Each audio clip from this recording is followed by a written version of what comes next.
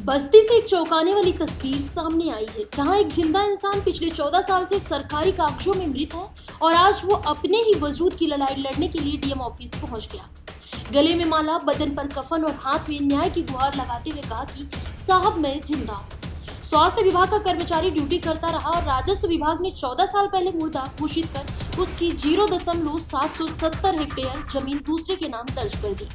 जीवित व्यक्ति पिछले 14 वर्षों से सरकारी फाइलों में मुर्दा है, जबकि बैंक से अपनी पेंशन निकाल कर रखा है और शासन के सामने जीवित खड़ा होकर अपने वजूद की भीख मांग रहा है। दरअसल यह पूरा मामला लालगंज थाना अंतर्गत ग्राम पानपुर गांव का है। पीड़ित इसहाक अली पुत्र फुल्लूर संत कबीर नगर नाथ नगर सीएससी में इंस्पेक्टर के पद पर तैनात था। रिकॉर्ड के मुताबिक इसहाक अली 31 दिसंबर 2019 को अपनी सेवा पूरी की और विभाग ने उन्हें सम्मान विदाई दी, लेकिन राजस्व विभाग के जादूगरों ने इसे 7 साल पहले इसहाक को सरकारी फाइलों में मार दिया था। तत्कालीन राजस्व निरीक्षक ललित कुमार मिश्रा पर आरोप है कि उन्होंने पद का दुरुपयोग करते हुए 2 दिसंबर 2012 को कागजों में इसहाक अली की मौत दर्ज कर दी। मौत दर्ज होते ही उनकी पुश्तैनी कृषि भूमि काटा संख्या 892 गाँव की एक महिला शाहिदुन्निसा के नाम पर चढ़ा दी गई। हमारा जमीन खेत जो है बिकवाली है, मृतक घोषित करते हैं। किसने मृतक घोषित किया? लेखपाल किए होंगे। कब किए? मृतक घोषित तो 12 में किए हैं। क्या करते थे तब आप? ड्यूटी कर रहे थे, 19 में हम रिटायर हुए। किस पद पे थे? क्या लेखपाल ने जब ये आपको मृतक घोषित किया 2012 में, तो कोई आपसे कागज डॉक्यूमेंट नहीं लिया था, आपसे बातचीत नहीं करते सर। तो यहाँ किस उम्मीद में आप आए हैं डीएम कार्यालय में? अब हमको न्याय चाहिए सर, उनका हमारा सामान हमको मिल जाना चाहिए। क्या आप चाह रहे हैं? हमको मिल जाए, कुछ नहीं चाह रहे सर। कागजों में आपको मरा हुआ घोषित कर दिया गया था, ये बात कब पता चली आपको? अभी जल्दी 1-2 महीना पहले पता चला। आपको कैसे पता चला कि आपको मृत्यु घोषित कर दिया गया है? उसके बाद आपने क्या कुछ किया है?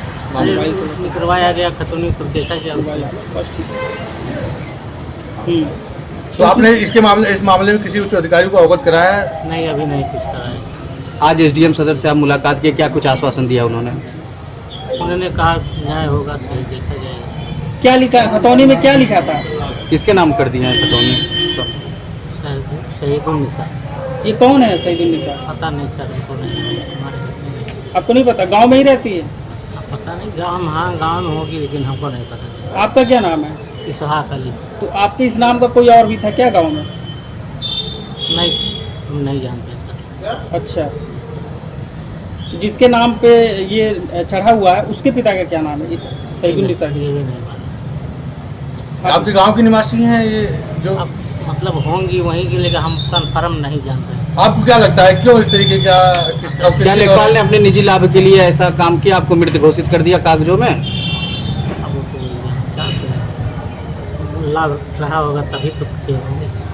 कब आपको मृतक घोषित किया गया है? क्योंकि आप सरकारी कर्मचारी भी हैं, कब आप रिटायर हुए, कब आपको मृतक घोषित किया गया, इसके बारे में क्या? 19 फरवरी में हम रिटायर हुए, अब पेंशन ले रहे हैं। और 2012 में 24 में मृतक आपको कब घोषित किया गया है, क्या जानकारी हुई? 24 में आपको घोषित किया गया? 24 में आपको पता लगा, 12 में मृतक घोषित किया गया? नहीं पता, तो अभी जल्दी लगा, मैंने 24 में लेखपाल ने रिपोर्ट लगा। जी।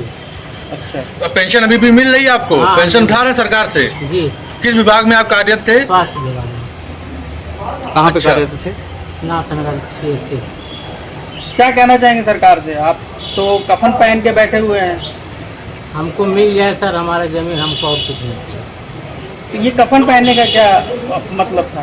क्या दिखाना चाह रहे थे आप? मैं जिंदा हूँ। अरे कि मैं जिंदा हूँ सर। लेकिन कागजों में तो आप मृत हैं, इसलिए आप कफन पहन के आए हैं। जी। बताइए क्या फाइलों में क्या आपको? तो फाइलों में सरकारी दस्तावेज में आप मर चुके हैं। जी। ठीक है, प्रकरण आया है, अभी एप्लीकेशन आप लोगों के माध्यम से और आपके माध्यम से प्राप्त हुआ है, जांच के लिए इसमें आवश्यक है। फिलहाल इस खबर में बस इतना ही।